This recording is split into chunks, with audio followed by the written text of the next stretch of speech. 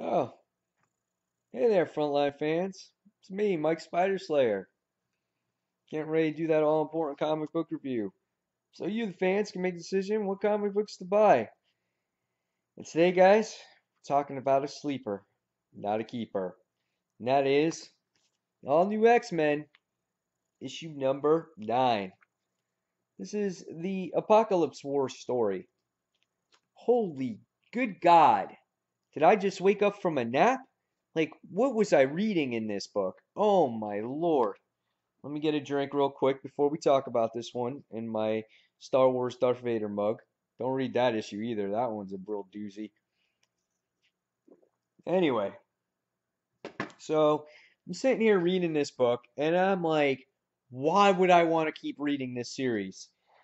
In All New X-Men issue number 8, we spent the whole issue with Beast getting this mask from Doctor Strange and him wearing this mask.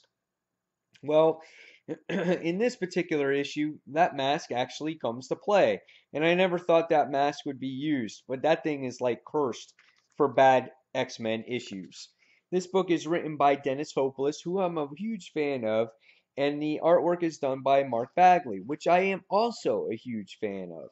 Now, with X-Men, this book has really focused amongst the characters in this series. And it kind of makes you really feel for these characters to get to know them and have them being part of a team. So in this issue, we focus, of course, on Kid Apocalypse. Now, this cover is pretty cool again as it plays pays homage to the X Factor with the first appearance of Apocalypse. And in this book, the artwork is pretty cool. And it actually starts off as a nice book as you get to see Evan who celebrates his birthday and he celebrates it with all the people that he loves. And kind of reminds me of Wolverine and the X-Men as it's got Brew in there and everything. And it starts off really a lot of fun. Well, after this party, Evan gets all depressed, and it goes into his backstory about how he was created, how he was this test tube baby, and how he was implanted with all these perfect memories, and it really became a really sad and depressing book, and it kind of made you feel bad for him. So then, when he winds up coming back, reliving how he could possibly become the end of the earth. He comes back home, he talks to Beast, and the next thing you wind up seeing is he finds that mask that Beast acquired in the last issue. And of course, what does he do? What does he do? He tries it on after Beast tells him not to, as he's working on a way to time travel, and they wind up going to the lower Egypt of long time ago.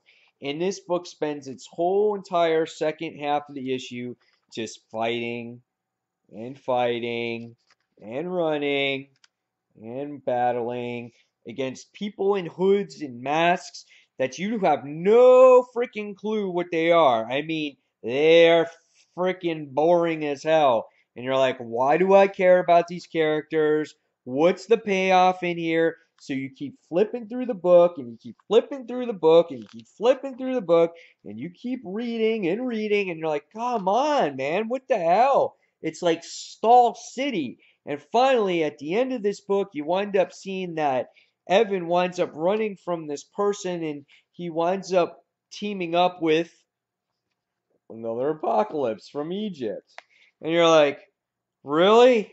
After all that, after this entire boring and depressing ass comic book, that was your payoff?